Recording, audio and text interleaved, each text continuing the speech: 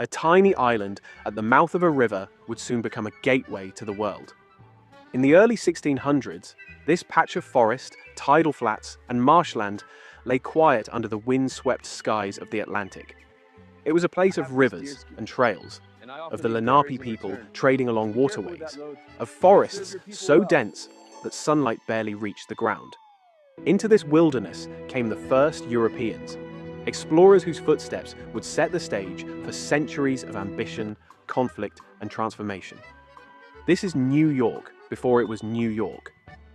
In 1609, Henry Hudson, sailing for the Dutch East India Company, steered a small ship up a broad, winding river. His crew stepped onto the shores of what would later bear his name. They saw forests, meadows, and streams bustling with life, and perhaps glimpsed the small, intricate networks of trade already in place among the native peoples. The landing was quiet, modest, and unassuming, but it marked the first European foothold in the area that would become a thriving hub of commerce, culture, and power. By 1624, the Dutch had established a formal colony, sending settlers to the southern tip of Manhattan. In 1626, they secured Manhattan from the Lenape in a transaction that would later be mythologized as a simple purchase for 60 guilders, traded goods like cloth, beads, and trinkets.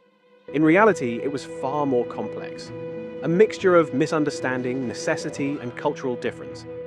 The Dutch did not see themselves merely as buyers, they saw a strategic foothold, a place to build warehouses, docks, and forts. The Lenape may have viewed it as an agreement to share the land, not surrender it. Construction began immediately. Settlers heaved axes into thick forests, dragging timber through mud to raise homes, barns, and a modest fort at the southern tip of the island, Fort Amsterdam. Wood smoke rose from each cabin, the crack of splitting timber and the scraping of shovels echoed across the clearing. Life was hard. Every day demanded relentless labor, whether clearing fields, mending nets, or preparing salted meat for winter. One beam, one plank, one day at a time, the colony carved itself out of the wilderness. By 1644, the small settlement of New Amsterdam was beginning to take shape.